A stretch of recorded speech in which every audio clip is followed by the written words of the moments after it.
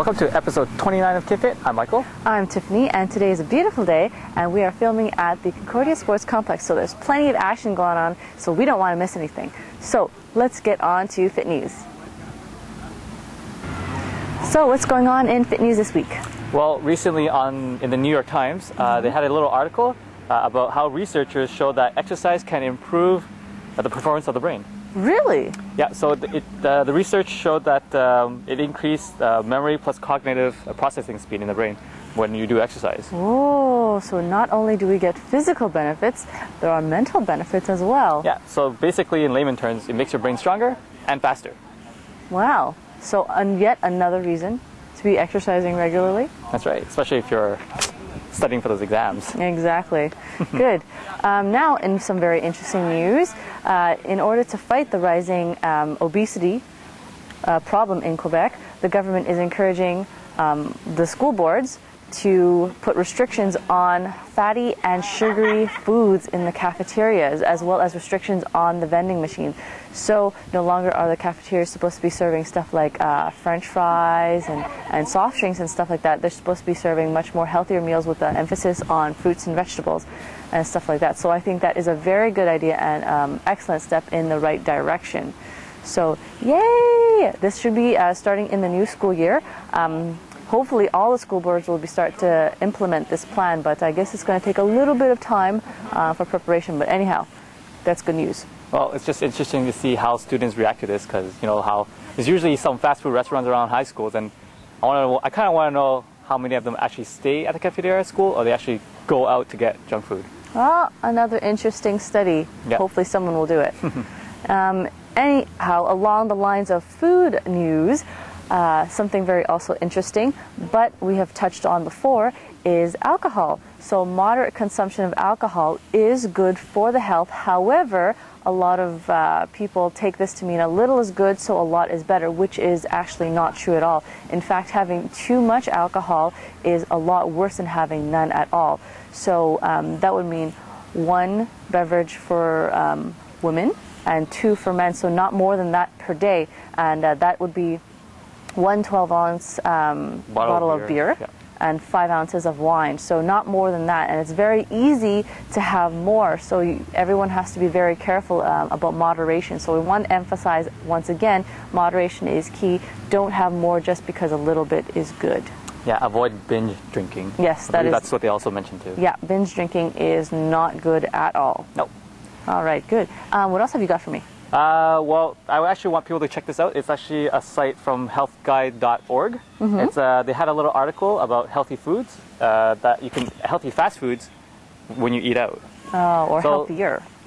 Yeah, healthier fast foods that you can eat out. So not just hamburgers or French fries, but they kind of give you like examples of healthy fast food choices at restaurants.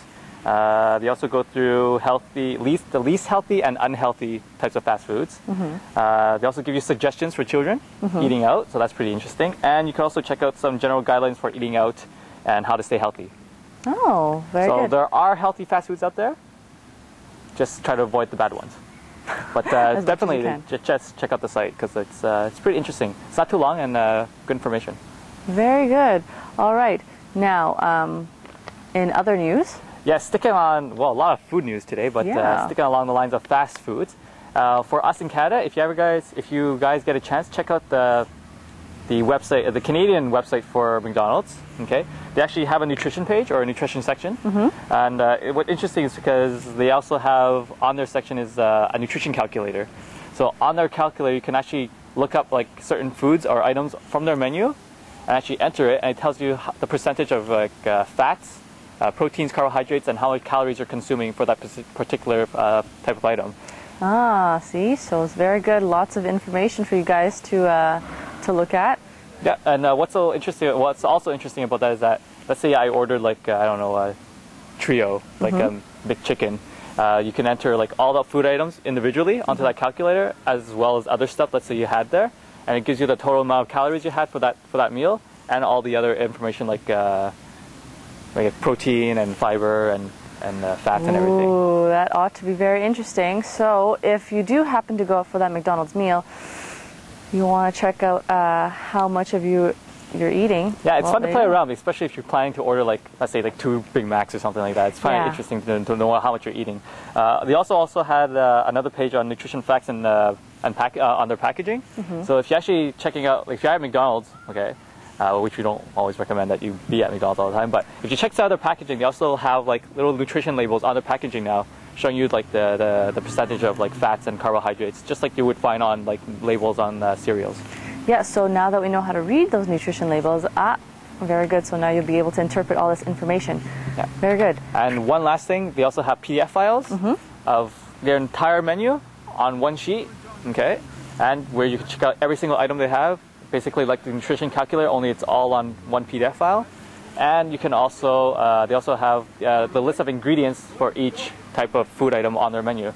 So you can also check that out in case you might be allergic to something that they might be using. Very, very good information indeed. Yeah. So definitely check those out. And I believe there's also one more thing about food. Yes, food once again. Since the school year has started, I hope everyone is getting enough sleep. And if you have some trouble falling asleep, there is a wonderful little list on the top 10 foods for a good night's sleep. So among these, bananas, chamomile tea, warm milk, turkey, and a few others, and it has a little bit of an explanation on each on why these foods are a little bit helpful for falling asleep. So I need a little bit more good sleep, so I think I'm going to check that out. So maybe you should do that as well. After you watch this. Yeah, afterwards. Good. So I believe that is it for this week's Fit News. So on this week's Fit Tip, I'm just going to show you how to make the tricep pull-down exercise a little bit more difficult and challenging for you to do.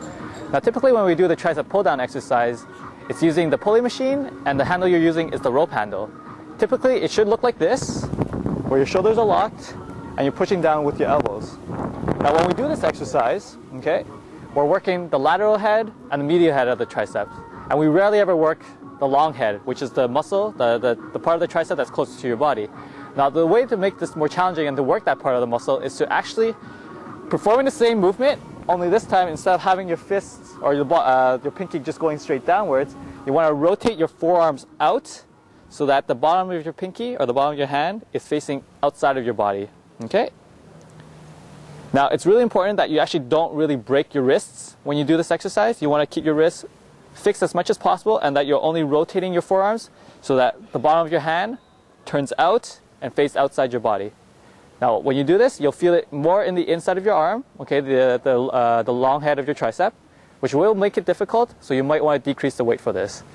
Give this a try. And that's it for this week's Fit Tip, and we'll see you next time. So on today's In Foodmation, we're going to talk about a little myth that hopefully will be dispelled by the end of today's episode. So how many of you in the morning really kind of can't get things going without our first cup of coffee? And those mornings when you really want to get things going, wow, I think I need that, I'm going to get that espresso this morning. I need the extra caffeine to get me going. Well, news, it's actually, the fact is espresso contains less caffeine per serving than per serving of coffee. A little bit surprising, I know, but one cup of coffee actually contains about 100 to 150 milligrams of caffeine, whereas one serving, which is about 1.5 ounces of espresso, contains about 80 to 120 milligrams of caffeine. But however, if you were to have the same amount of espresso with 1 cup, then of course it's going to be more. But per serving wise, espresso contains less caffeine. Now, everyone's always a little bit fooled, probably because espresso has a stronger taste, but that's because of the way it's actually prepared, where it is actually hot water is forced through the ground coffee powder using high pressure, and that's why you get that really strong flavor, but it's not enough to get the caffeine through because it's actually prepared quite quickly compared to drip coffee, where it's using gravity to pull the water through the coffee grounds. So I hope that helps you out a little bit, so now you'll be a little bit more aware when you're ordering an espresso or coffee what you're getting yourselves into. All right, so that'll be it for In Foodmation this week. So this wraps up this week's episode of KinFit. Please check back our show notes for all those important pieces of information we want you to find out about. And if you have any questions, suggestions, ideas you want to give us, just email them to us at info@kinfit.tv. I just noticed, we're wearing the same clothes today. Yeah, the same color pants too. That's actually really freaky. Not really, but I guess we're twins. Anyhow, I want to catch a little bit of that soccer game. I actually want to check out that poster where they're taking off the guy's arm. Yeah. So we better get going. Yeah, so remember, don't quit. Stay fit.